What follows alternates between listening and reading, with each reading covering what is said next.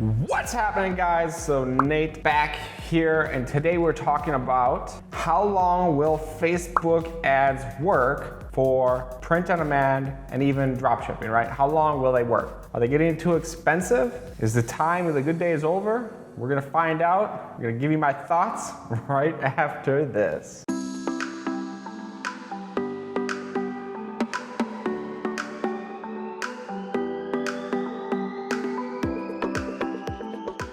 Guys, I see it in the Facebook groups all the time. You're wondering, you know what? Are Facebook ads too expensive? Look at these CPMs. How can you make any money with $30, $40 CPMs? My cost per clicks are no cheaper than $2. I'm not making anything work. I can tell you, of course, it's not as easy as it was 3, 4, 5 years ago. It's not. You could easily get sub 50-cent clicks 2 years ago, 3 years ago. And now it's pretty standard to see $2 cost per clicks, and you have to have a decent product to get a sub $1 cost per clicks, and you have to be a really good product to get 50-cent clicks. You have to have a pretty decent product. Now, I'm talking about photo posts with a link in the description, no call to action button, whatever, right? Those are my favorite, by the way. If you haven't checked, look my training. In the link in the description, I got free Facebook course. Still very, very accurate. It still works. Even though I filmed that a year ago, all the concepts, they continue to work to this day. The process, everything. So let's go back to my topic. How long will Facebook's ads work for print on demand and drop shipping and whatever? The idea is the flipping the cash.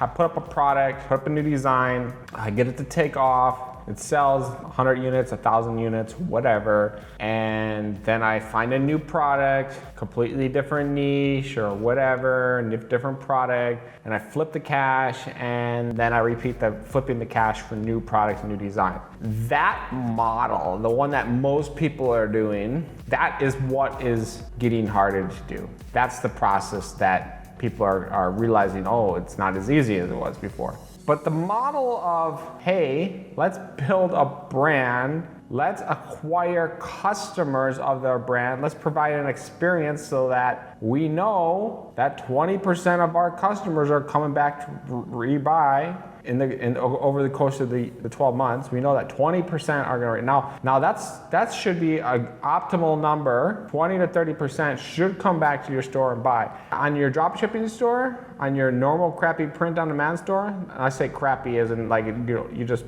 put up random designs in all the random niches and it's not super thought out, right? You just put up a store real quick. You probably have 3 to 5%, maybe 5% return customers. It's just, you're not creating the super brand experience. Okay, so if you're working on the brand and you know that 20%, you can, repeat customers. You can pretty much figure out that, you know what?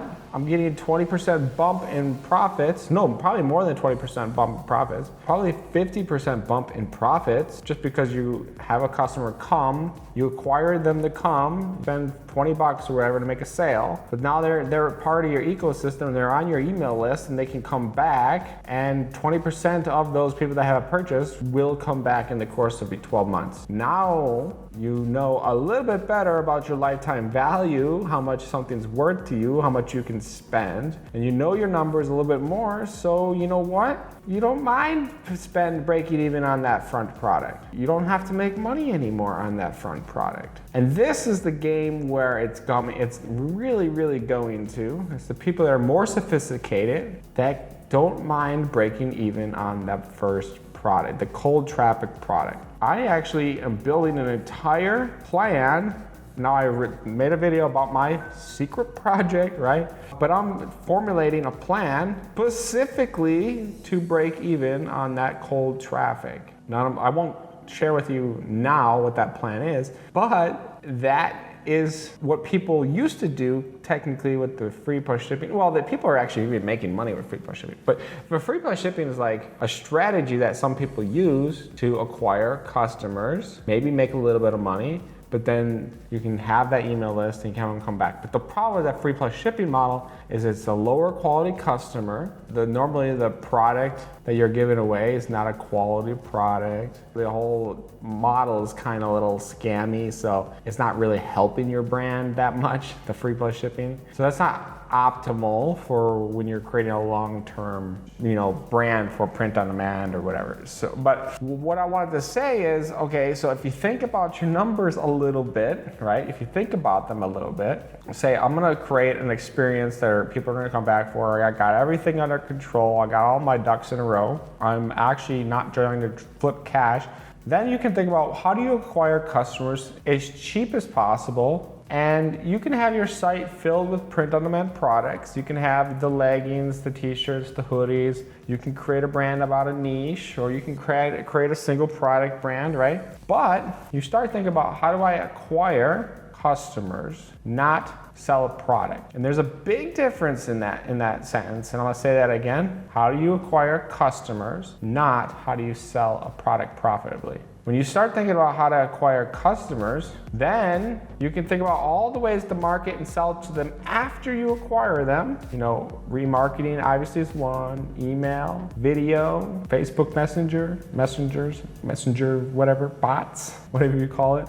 All the SMS marketing, all the touch points that you can market to, even physical mail, right? Even physical mail, you can market to them. Even putting something in the box the first time they buy from you. There's tons of ways that you can get back in touch with past customers, but I'll make a separate video about that. The idea is like, how do you acquire a customer as cheap as possible, but it doesn't actually have to be as cheap as possible. If Facebook ads are getting more expensive, and say you sell a t-shirt for $25. And let's say you buy that t-shirt from print-on-demand provider, $10. Well, it used to be, you would turn your ads off as soon as they would reach $10 or something, or $12, because then you would only make $2 or $3 on your purchase, and you're not making anything after transaction fees and whatever. Well, maybe you have some average order value and some upsells in place, so maybe your profit margin is $17. So you turn your ads off when you hit around $15, because then that's when you start breaking even.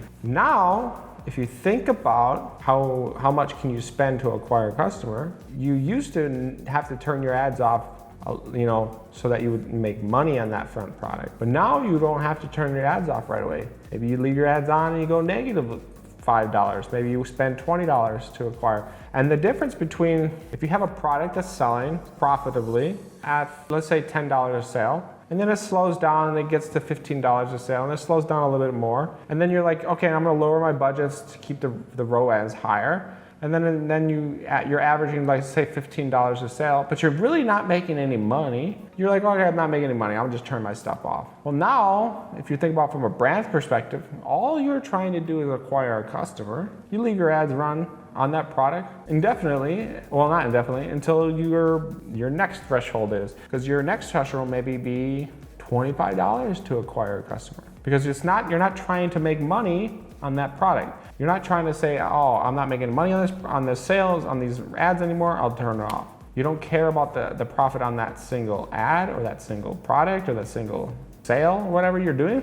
You're thinking about how much can I acquire a customer because I have all this other stuff in place. When you figure out that, now you can let your ads run way longer, you can keep things on, and then you can test way more effectively, because I can spend $25 to acquire a customer. Maybe you acquire customers using socks at the $5 mark, and you sell them all your t-shirts and hoodies in your email and your follow-up. Maybe you acquire customers with my phone cases and you sell them all your t-shirts and hoodies or whatever else you got, right? You strategically think about how do you acquire customers the cheapest, and then you can sell them everything else. And then you're gonna win in the long run because you don't really care about making money on that first product. That is my thoughts about the whole Facebook ads and working. They're never gonna stop working. They're gonna always work. As long as Facebook is around and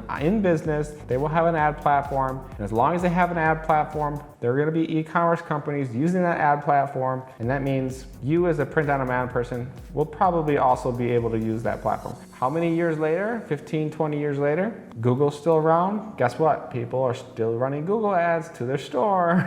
It's so expensive now, but honestly, it's about the same price that it was 3-4 years ago on Google that it is now. Maybe YouTube's the cheap spot right now, but everything balances out and it becomes pretty even. Like, okay, Facebook ads super cheap now. We're maybe here in cost, maybe it's gonna go up to here in cost, but then it's just gonna balance out because people are gonna come and go and come and go, and it's gonna hit that point of max advertiser, kind of what Google, maybe they didn't hit a max advertiser rate, but they did hit a point of plateau where, you know, the costs are not exponentially increasing. The costs are just kind of $1 to $2, $2 to $3, whatever they are. Depends on the niche, topic, search term, whatever. So the idea that Facebook's ads are gonna continuously get super expensive, I do not believe. They will get more expensive, but they will still always be able to be used if you plan and strategize your marketing plan, your store, how you acquire customers, how much you can afford that. If you think about your business in that term, you're gonna be around the long term,